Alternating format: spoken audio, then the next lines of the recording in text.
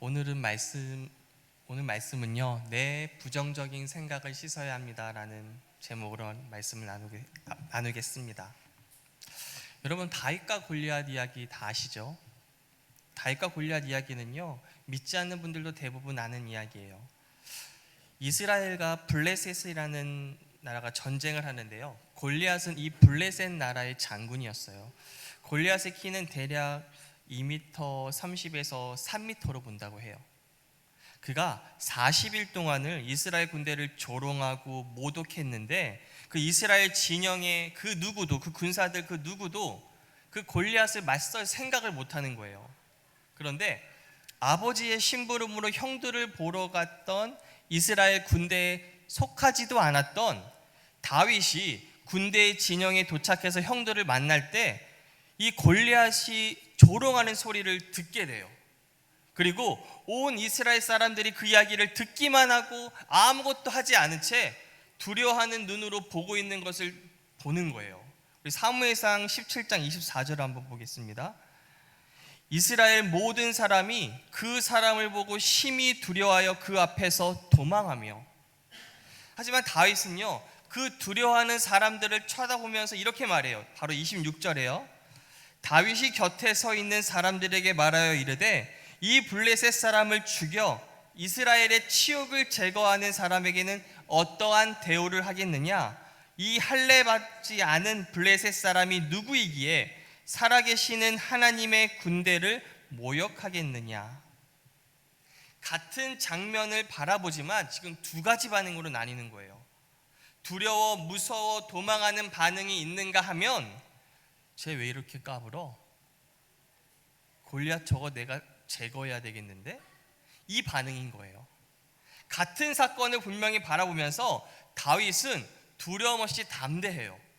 다윗이 담대한 근거는 그가 한 말에 나와 있어요. 할례 받지 않은 블레셋 사람이, 할례 받지 않았다는 건 하나님과 어떤 관계도 없는 사람이라는 거예요.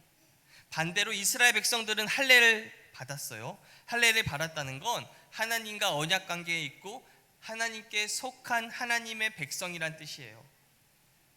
하나님과 상관없는 골리앗은 하나님의 언약을 맺은 우리를 절대 이길 수 없어. 이 마음이 다윗 안에 분명히 있어요. 그런데 한번 생각해 보세요. 왜 이렇게 다윗과 이스라엘 백성들의 반응이 다를까요? 전쟁에 나간 이스라엘 사람들 하나님 몰랐을까요? 아니요, 알았어요. 당시 이스라엘 부모들은요, 자녀가 말을 배우기 시작할 때쯤 모세오경의 핵심 구절을 다 가르쳤고요, 하나님의 구원의 역사를 우리 어린 아이들에게 다 말해줬어요.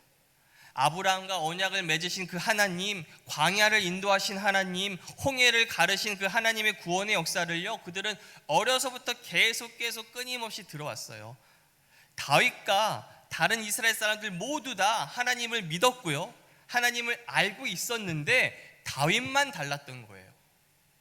이스라엘 백성들은요, 단순히 하나님을 머릿속에 지식으로 알고 듣고 끝났던 반면에 다윗은 그 하나님을 실제로 믿었고 하나님을 경험하고 있었어요. 다윗이 사울왕을 만나서 한 이야기를 보세요. 사무엘상 17장 32절부터 37절까지 우리 한번 읽어보겠습니다. 시작. 다윗이 사울에게 말하되 그로 말미암아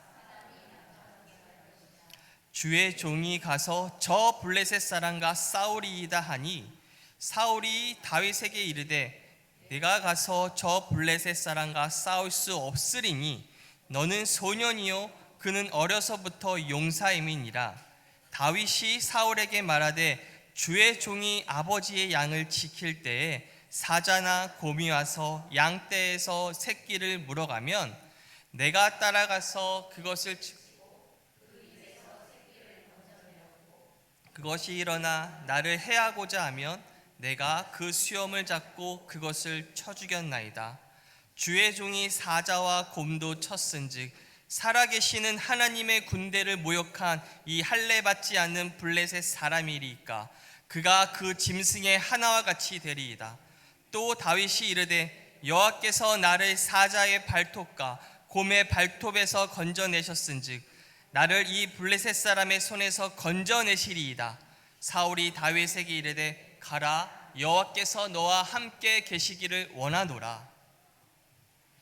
아브라함의 하나님, 홍해를 가르셨던 하나님, 광야에서 기적으로 이스라엘 백성들을 인도하신 그 살아계신 하나님과 나는 언약을 맺었고, 그 하나님이 나의 하나님이기 때문에 하나님은 내 인생에서 반드시 일하신다. 홍해를 가르친 하나님이 나의 하나님이기 때문에 사자든 곰이든 난 두렵지 않아. 그 믿음을 붙잡고 사는 다윗에게 하나님은 신실하게 응답하신 거예요. 그러면 한번 여기서 질문해 보세요.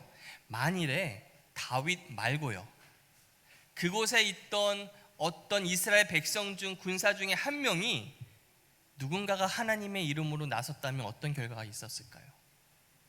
다윗이 아니기에 졌을까요? 다윗이 특별하기 때문에 다윗 이외에 누가 나가도 골리앗과는 상대가 안 됐을까요? 성경은요, 하나님이 위대하신 분이지 사람이 위대하다고 말하는 책이 아니에요. 만일 그곳에서요, 그곳의 수많은 백성 중에 정말로 누군가가 하나님을 믿고 나섰다면 하나님이 일하셨을 거예요. 왜냐하면 그들과 하나님은 언약을 맺었고 그들은 하나님 백성이었으니까요. 하나님은 다윗의 하나님만이 아니라 이스라엘 백성 모두의 하나님이었어요. 그러면 왜 다윗은 하나님을 풍성하게 경험하는 인생을 이미 살고 있었을까요? 다른 이스라엘 백성들은 하나님 다 알아요. 근데 왜 지식으로 끝났던 반면에 어떻게 다윗은 단순히 지식뿐만이 아니라 그의 삶까지 연결됐을까요? 제가 이 부분을 참 많이 묵상했어요. 무엇이 다윗이 다른 이들과 달랐을까? 다 똑같이 하나님을 믿고 있었고 다 하나님의 언약 맺은 백성인데 왜 다윗은 다른 이들과 달랐을까? 그리고 깨달은 건 이거였어요. 다윗은요, 계속해서 끊임없이 하나님의 말씀을 묵상했던 사람이었더라고요. 여러분, 위기 앞에서 기도하는 건요, 어떤 의미에서 당연해요. 쉬워요. 정말 앞이 깜깜하고 의지할 것이 없을 때 기도의 자리로 가고 말씀의 자리로 가는 건 당연해요. 하지만 매일매일 하루에서요, 어떤 큰일이 없는 그냥 지나가는 시간 가운데 하루 종일 말씀 묵상하는 거 어려워요. 드라마를 2시간 보는 건 쉬워도요, 하루 종일 말씀 가지고 2시간 묵상하는 거 어려워요. 유튜브를 쇼츠 영상을 1시간, 2시간 보는 건 쉽거든요. 근데 말씀 묵상 1시간, 2시간 하는 거 어려워요. 그런데 다윗은요, 일상에서 하나님의 말씀을 묵상하고 하나님의 묵상하는 것이요, 생활화된 사람이었어요. 그가 광야에서 쫓기던 가운데 썼던 시편 63편 6절에 보시면 이렇게 나와요. 내가 나의 침상에서 주를 기억하며 새벽에 주의 말씀을 작은 소리로 읊조릴 때 하오리니. 늘 다윗의 생각은 주님께 일어나자마자 고정되어 있었죠. 계속해서 말씀을 읊조렸다고 그래요. 또 정말 마음이 어려운 가운데 썼던 시편 143편 5절에 보시면 내가 옛날에 기억하고 주의 모든 행하신 것을 읊조리며 주의 손이 행하는 일을 생각하고 항상 읊조렸다고 하죠. 이렇게 어려울 때뿐만이 아니에요. 그가 평소에 말씀에 항상 빠져 있었다는 것이 나오는데 시편 19편은요, 위기 가운데 쓴 시편이 아니에요. 8절부터 한번 보실게요. 여호와의 교훈은 정직하여 마음을 기쁘게 하고 여호와의 계명은 순결하여 눈을 밝게 하시도다. 여호와를 경외하는 도는 정결하여 영원까지 이르고 여호와의 법도 진실하여 다 의로우니 금 곧 많은 승금보다 더 사모할 것이며 꿀과 송이꿀보다 더 달도다. 14절 보세요. 나의 반석이시요 나의 구속자이신 여호와여, 내 입의 말과 마음의 묵상이 주님 앞에 연락되기를 원하나이다. 입과 마음의 묵상이요, 항상 주님께 연락되길 원한다는 건 언제나 그의 마음과 입술이 말씀으로 가득했다는 걸 뜻하는 거예요. 이렇게 다른 인생을 살고 있었기 때문에 다윗은요, 골리앗을 보았을 때 다르게 해석이 됐던 거예요. 항상 말씀을 통해서 하나님을 묵상하고 하나님의 놀라운 구원의 기적들이 그 마음에 가득 차 있었기 때문에 다윗은 골리앗을 보고 저거 별거 아닌데? 라는 생각이 들었던 거예요. 다른 이스라엘 백성들은 하나님은 보이지 않고 골리앗만 보였기 때문에 두려움에 빠졌던 거예요. 여러분, 그거 아세요? 사람은요, 이 마음에 있는 것이 밖으로 나와요. 그게 표정이든요, 말이든 감정이든 행동이든 내 마음에 무엇이 들어있느냐가 결국은 밖으로 나와요. 그래서 세계적인 운동선수들은요, 항상 이미지 트레이닝을 해요. 앉으나 서나 항상 같은 동작을 연습하고 잘 때도 쉴 때도 항상 그 동작을 생각해요. 그래서 무의식적으로도 어떤 상황이든 어떤 환경에서든 이 동작을 완벽하게 해낼 정도로 묵상하고 생각을 해요. 그런 사람이 결국은 1등을 해요. 이 안에 있는 게요, 밖으로 나오는 거예요.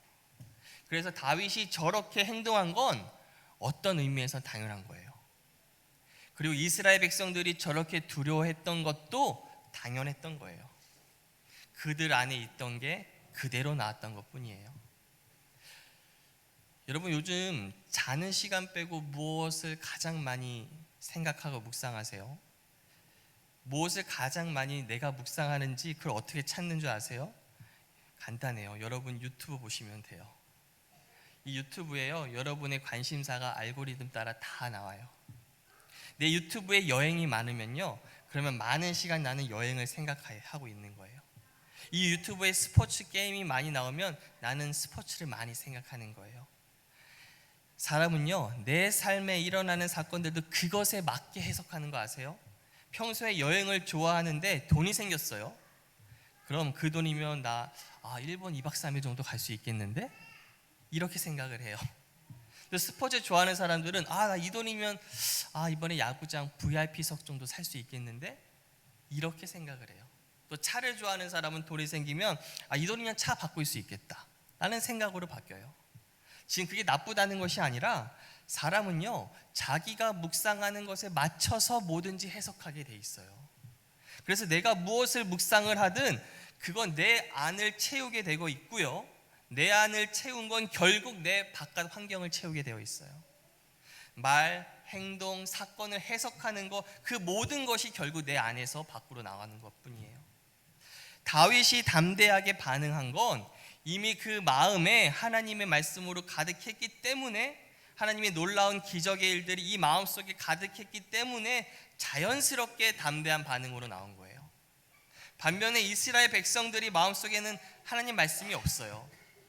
하나님은 살아계시다, 옛적에 우리 조상들에게 기적을 베푸신 하나님이 있대, 이 정도만 알고 있어요. 나머지는 하나님에 대한 어떤 것도 이 안에 없던 거예요. 그래서 눈에 보이고 만져지고 느껴지는 대로 행동해요. 그 결과로 골리앗이라는 엄청난 적을 보고 두려움으로 반응하게 된 거예요. 여러분, 저와 여러분도 마찬가지예요. 같은 사건을 두고요, 우리는 전혀 다르게 반응할 수 있어요.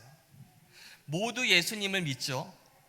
그래도요, 어떤 사람은요, 이 어떤 사건을 보고 하나님 없이 해석할 수도 있어요. 보이는 대로, 느껴지는 대로, 만져지는 대로, 감정대로 행동할 수 있어요. 반면에 어떤 사람은요, 어떤 사건에 맞닥뜨려도 하나님이 함께 하시니까 별거 아닐 거야, 별거 아닌데? 하나님이 함께 하시니까 괜찮아, 이렇게 반응할 수도 있는 거예요. 그러면 좀 더 오늘 본문을 보면서 구체적으로 우리 마음을 어떤 말씀으로 내가 채워야 되는지를 나누겠습니다. 요한복음 13장 1절부터 4절 한번 읽어보겠습니다. 요한복음 13장 1절부터 4절이요. 시작.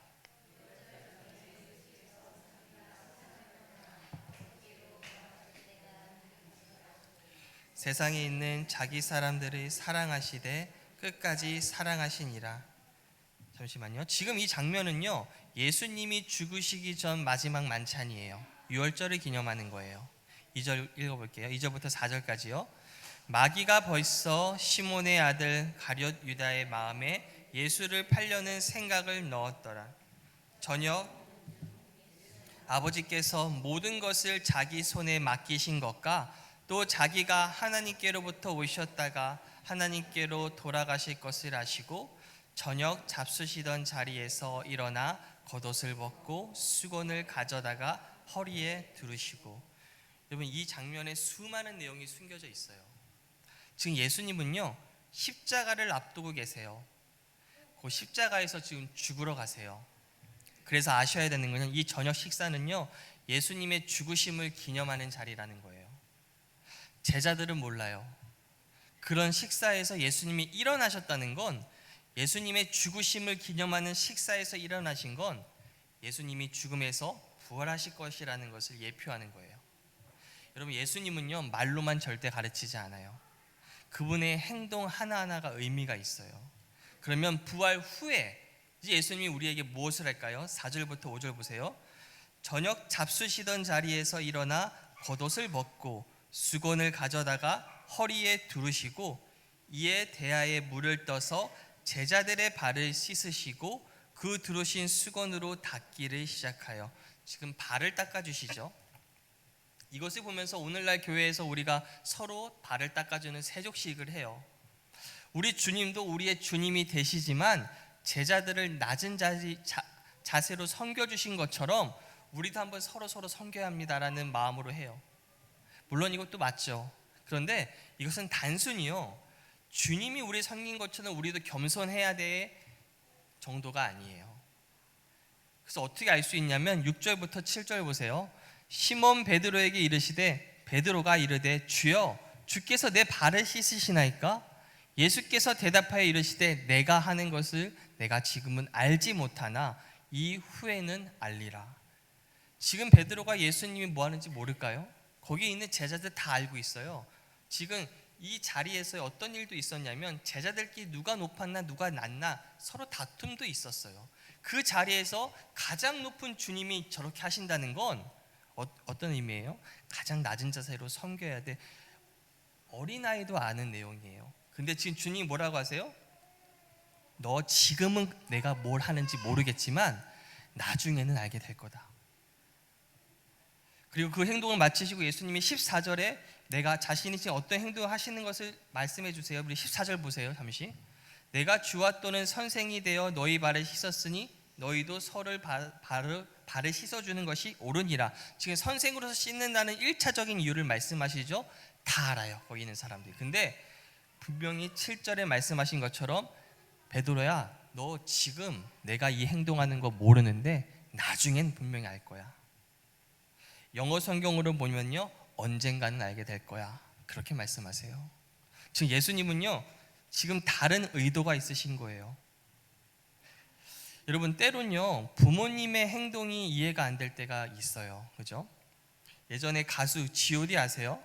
G.O.D 우리 어린 아이들은, 우리 어린 친구들은 모를 거예요. G.O.D의 가사 중에 어머니께라는 노래가 있는데 그 가사 중에 이런 가사가 있어요. 어머니는 뭐라죠? 짜장면이 싫대요. 짜장면이 싫다고 하셨어. 그런데 어머니는 짜장면 안 싫어하는 그게 뮤직비디오에 나오죠. 어머니 짜장면 안 싫어하셨어요. 그냥 돈이 없었어요. 그냥 아들 사줄 돈밖에 없어서 나 짜장면 안 좋아해, 이렇게 말했던 것뿐이었어요. 나중에 커서 이 노래의 주인공이 알게 됐어요. 아, 우리 어머니 짜장면 싫어했던 건 아니었구나. 나중에 커서 그때 알게 되는 건요, 말로써 100마디 하는 것보다 마음에 큰 울림으로 다가와요. 당시에 우리 아이한테 엄마도 짜장면 좋아해 100번 말해도 이해 못해요. 근데 나중에 어머니가 없는 자리에서 아, 우리 어머니 짜장면 좋아하셨네, 평생 알게 돼요. 예수님도요, 지금 제자와 함께하는 자리에서 자신의 행동에 대해서 바로 말씀하실 수 있죠. 하지만 지금의 제자들의 수준이 그게 안 돼요. 내가 백날 말해봤자 너희 몰라. 그렇기에 베드로야, 나중에 내가 왜 이런 행동을 했는지 넌 알게 될 거야 라고 말씀하신 거예요. 그 나중이 성령님이 오셔서 우리에게 예수님이 하신 걸 가르쳐 주실 때라는 의미예요. 그렇다면 여기서 씻는다는 게 무슨 의미일까요? 8절을 보세요. 베드로가 이르되 내 발을 절대로 씻지 못하시니이다. 예수께서 대답하시되 내가 너를 씻어주지 아니하면 내가 나와 상관이 없느니라. 8절에 이런 얘기가 나와요. 여기서 8절에서 나와 상관이 없다는 건 나와 함께 할 수 없다는 의미예요. 헬라어로요, 메시라는 단어를 써요. 영어로는 with라는 단어예요. 함께요. 구원에 대한 말씀은 아니에요. 구원은 몸 전체를 씻는 거예요. 몸 전체를 씻은 사람은 다시 목욕할 필요 없어요. 여러분이 예수님을 믿으시면요, 단번에 보혈로 구원받아요. 지금 오직 발에 관한 말씀이에요. 10절을 보세요. 예수께서 이르시되 이미 목욕한 자는 발밖에 씻을 필요가 없느니라. 발은 무엇을 말하나요? 우리의 행동을 말해요. 행동이요. 즉 너가 이 발을 씻지 않으면 아까 뭐랬죠? with, 나와 함께 이 땅에서 행동할 수 없다는 거예요. 그 이야기는 주님과 함께 발 맞춰서 살 수 없다는 거예요. 주님은 일로 가야 되는데 나는 일로 가고 싶고, 주님은 이걸 하고 싶은데 나는 이걸 하고 싶고, 서로 동행이 안 된다는 거예요. 구원에 관한 말씀은 아니고요. 그러면 여기서 발이 더러워진다고 하는데 무엇으로 더러워질까요? 바로 우리의 성경과 반대대로 말하는 수많은 것들 있죠. 수많은 말들, 정보들, 수많은 것들, 우리가 보는 것들, 우리가 조금만 검색해도 우리는 요새 무엇이든 다 알 수가 있죠. 수많은 영상들에 노출이 되죠. 그런데 대부분요, 그 내용이 성경과는 반대예요. 성경은요, 그의 나라와 그의 의를 구하라고 하는데 세상은 너를 챙겨라 라고 해요. 또 성경은 하나님은 우리와 언제나 함께 계시다고 하는데 세상은 인간은 혼자야, 신은 없어라고 말해요. 또 누구를 만나느냐도 중요해요. 항상 부정적이고 우울한 사람을 만나면 나도 같이 부정적이고 우울해져요. 하나님은 언제나 우리에게 소망과 희망을 주시고 기쁨을 주시는데 내가 그런 상태가 되면은 발이 더러워진 거예요. 그러면 어떻게 우리가 씻을까요?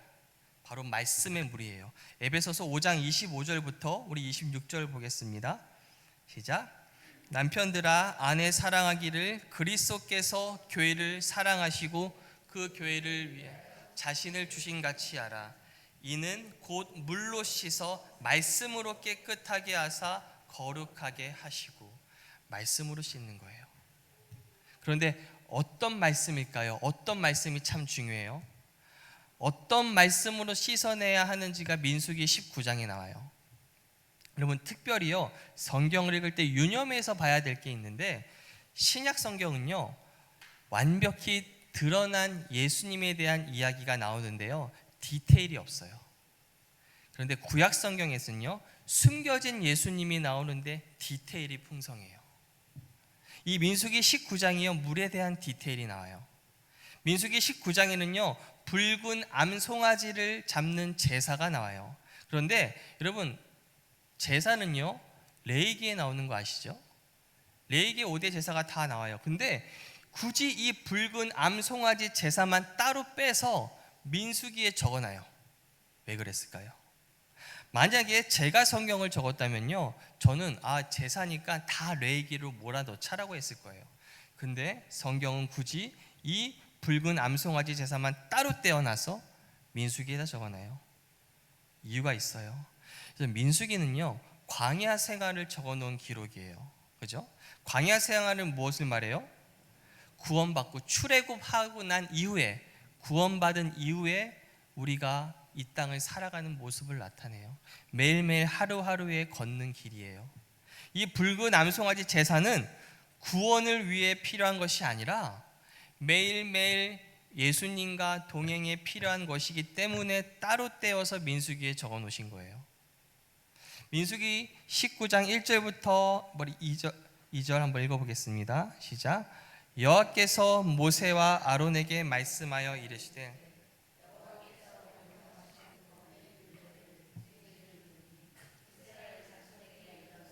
온전하여 흠이 없고 아직 멍에 매지 아니한 붉은 암송아지를 내게로 끌어오게 하고. 여기서 붉은 암송아지 누구를 예표할까요? 예수님이에요. 흠이 없는 예수님을 보여줘요. 3절이요. 너는 그것을 제사장 엘르아살에게 줄 것이요 그는 그것을 진영 밖으로 끌어내서 자기 목전에서 잡게 할 것이며. 여러분 엘르아살이라는 이름에는요 돕는 자라는 이름이 뜻이 있어요. 여러분 돕는 자 누가 생각나세요? 성령님이 생각나죠. 성령님의 다른 이름은 우리를 도와주시는 분이에요. 성령님을 상징하는 엘르아살이 붉은 암송아지를 데리고 진영 밖으로 끌고 가요. 그리고 엘르아살 앞에서 이 암송아지를 죽인대요. 엘르아살이 잡는다고 하지 않아요. 그가 보는 앞에서 죽는다. 이게 무슨 말일까요? 성령님이, 예수님이 십자가에서 죽으실 때 그곳에 보신 거예요. 그렇기 때문에 히브리서 10장 15절부터 17절 보세요. 또한 성령이 우리에게 증언하시되 주께서 이르시되 그날 후로는 그들과 맺을 언약이 이것이라 하시고 내 법을 그들의 마음에 두고 그들의 생각에 기록하리라 하신 후에 또 그들의 죄와 그들의 불법을 내가 다시 기억하지 아니하리라 하셨느니라. 성령님이 그 자리에서 예수님이 우리의 모든 죄와 모든 허물과 모든 불법을 예수님이 담당하신 것을 보고 예수님이 심판당하신 걸 보셨기 때문에 성령께서 증언하신대요. 다시는 내가 죄를 기억하지 않겠다.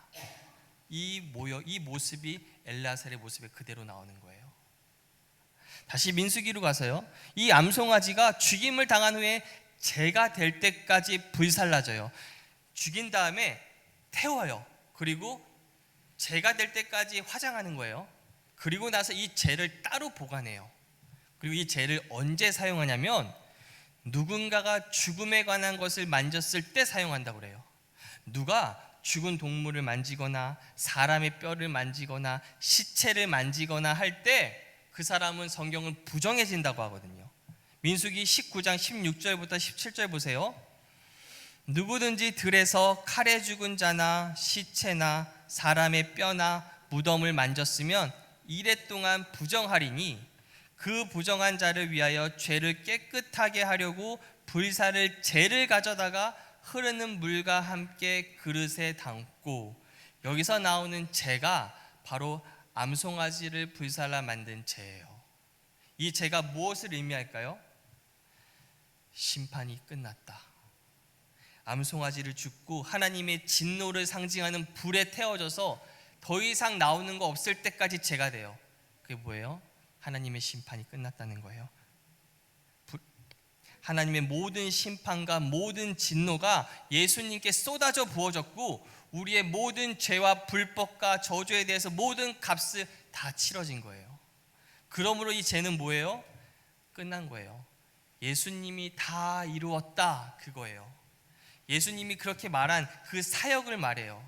그래서 17절에 보시면 이 죄를 가져다가 흐르는 물과 함께 그릇에 담고, 18절에 정결한 자가 우슬초를 가져다가 그 물을 찍어 장막과 그 모든 기구와 거기 있는 사람에게 뿌리고 또 뼈나 죽임을 당한 자나 시체나 무덤을 만진 자에게 뿌리되, 이 죄를 버리지 않고 잘 보관하고 있어요. 그리고 누군가 이 죽음에 관해서 만졌을 때, 여러분 오늘날 우리가 그러면 죽음을 만졌다는 의미가 뭘까요? 그들은 뿌렸어요. 예를 들어 아까 골리앗을 본 이스라엘 백성들은 골리앗을 보고 짓눌렸죠. 그죠? 골리앗과 싸우면 나 죽을 것 같아. 이렇게 그 말은 죽음을 만진 것과 같아요. 지금 그럴 때 이들은 말씀으로 씻어줘야 됐어요. 이스라엘 백성들아, 하나님이 함께 하셔. 하나님은 전능하셔. 기적을 베푸셔. 능력의 하나님이야. 홍해를 가르셨어. 그 하나님이 우리의 하나님이야. 이렇게 말씀을 씻었어야 됐어요. 그게 바로 우리에게 적용할 수 있는 거예요. 특별히 여러분 신약 시대의 성도들은요, 죄가 담긴 물로 씻어야 돼요. 죄가 뭐예요? 방금 말씀드린 것처럼 예수님의 완벽한 완성된 사역을 말해요. 오늘날 우리가 죽음을 만질 수 있어요, 여러분. 하나님의 뜻과 반대인 것들을 우리가 만질 수 있어요. 우리는 영화를 보면서도 죽음을 만져요. 드라마를 보면서도 죽음을 만져요. 그 영화나 드라마가 가지고 있는 그 세상의 가치관과 철학이요, 우리를 오염시켜요. 아, 난 괜찮은데요. 나는 기도도 많이 하고 괜찮은데 난 전혀 영향 없는데요. 그렇게 말하면 안 돼요. 가장 경건하고 거룩한 사람이라고 할지라도요, 계속 그것에 노출되면요, 결국 영향받게 돼 있어요. 또 친구들과 오랜만에 만나 서로 인사해요. 그리고 서로의 직장을 비교하고 너희 남편 연봉 얼마야? 뭐 하고 있어? 비교하면서 자신의 가치가 작아져 보이고 낙담이 되기도 해요. 그런 것도 죽음을 만진 거예요. 왜냐하면 하나님의 기준으로 자신을 보는 것이 아니라 세상의 기준으로 나의 자신을 평가하고 있으니까요. 우리가 말씀의 물에 씻지 않고 이 더러움이, 오염이 계속 쌓이면 내가 믿고 있는 것에 확신이 사라져요. 그리고 점점 세상의 가치관이 내 안에 들어오게 되고요, 결국에 하나님과 동행하는 게 힘들어져요. 아까 예수님이 나와 상관이 없다라고 표현했던 헬라어 메트가 뭐예요? 나와 함께 할 수 없을 거야. 구원의 문제가 아니에요. 너 이 땅에서 나랑 걷는 거 힘들걸? 나는 이렇게 생각하는데 너는 자꾸만 세상의 가치관에 받아들여서 주님 그건 아닌 것 같은데요 라고 말하면 난 너와 하기 힘들 것 같은데, 그 의미예요. 그러면 어떻게 씻을까요? 말씀에 내 자신을 자꾸 노출시켜야 돼요. 죄가 있는 말씀이요, 다 태워버린 죄가 있는 말씀이요, 예수님의 십자가를 통해 주신 구원, 죄사함, 의로움, 치유, 회복, 예수님의 십자가에서 다 이루었다 하신 그것이 바로 죄예요. 그 말씀으로 계속해서 나를 채우면 결국에 쌓여서 밖으로 나오게 되어 있어요. 이제 말씀 마치려고 합니다. 요한복음 13장 12절부터 14절 한번 읽어볼게요. 요한복음 13장 12절부터 14절이요. 그들의 발을 씻으신 후에 옷을 입으시고 다시 앉아 그들에게 이르시되 내가 너희에게 행한 것을 너희가 아느냐? 너희가 나를 선생이라 또는 주라 하니 너희 말이 옳도다. 내가 그러하다. 내가 주와 또는 선생이 되어 너희 발을 씻었으니 너희도 서로 발을 씻어주는 것이 옳으니라. 여러분, 혼자서 말씀 씻을 수도 있는데요, 혼자서 하면 넘어지기도 하더라고요. 믿음의 동역자가 필요하고요, 믿음의 친구들이 필요해요. 그 믿음의 동지들이 서로의 발을 씻어줘야 돼요. 어떻게 씻어주는 거예요? 말로 씻어주는 거예요. 근데 어떤 말로 해야 돼요? 죄가 들어가 있는 말로 해야 돼요. 더러워진 사람 보면서 너 뭐 하는 거야? 너 왜 그렇게 행동해? 왜 그렇게 하나님을 떠나서 죄만 짓고 있어? 네가 지금 얼마나 하나님이 영광 가리명인지 알아? 너 때문에 교회가 얼마나 욕먹는지 알아? 이렇게 지금의 그들의 모습을 말하는 것이 아니라 씻어줘야 돼요. 더러워진 사람 보고 너 왜 이렇게 더러워하는 것이 아니라 씻어주는 거예요. 너 하나님의 자녀인 거 알아? 하나님이 너를 죄인일 때부터 사랑하셨는데 지금 이렇게 방황하는 모습 때문에 널 싫어하실까? 하나님이 너 사랑하셔. 그렇게 행동하는 거 근데 하나님의 방법은 아니야. 그런데 그럼에도 하나님은 여전히 너를 존귀하게 보시고 너를 사랑하셔.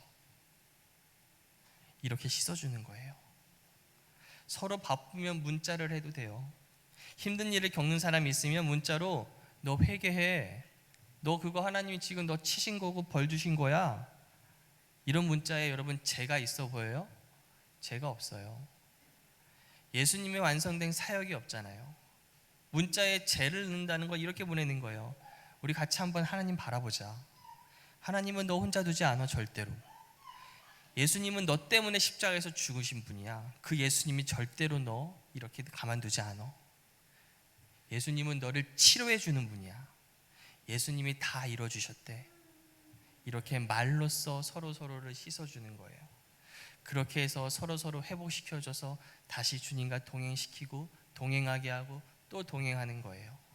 그게 바로 하나님이 말씀하신 예수님이 발을 씻어주신다는 거예요. 저와 여러분이 이렇게 매일매일 씻었으면 좋겠습니다. 이건 여러분 솔직히 쉽진 않아요. 왜냐하면요, 이 시대가 그런 것 같아요. 이 시대가요, 정말로 말씀을 묵상한다는 것 자체가 어렵게 만들어요. 쉽지 않아요. 드라마 보는 거 3시간, 4시간, 5시간 참 쉬운 것 같아요. 근데 말씀 한 구절 가지고, 여러분 가장 좋은 건 한 구절 가지고 묵상하는 거 저 좋아하거든요. 한 구절 가지고 하루 종일 또 묵상하면요, 분명히 알았던 말씀이 또 새롭게 보여요. 성경은요, 소설책이랑 달라요. 똑같은 말씀인데도 새로운 각도가 보이고요, 새로운 마음이 보여요. 하나님은 그렇게 하는 사람을 원하시는 것 같아요. 그러면요, 우리가 하나님과 동행하는 게 그 다윗처럼 쉬워져요. 남들과 다른 반응을 하게 돼요. 결국 내 안에 있는 게 나오게 되니까요.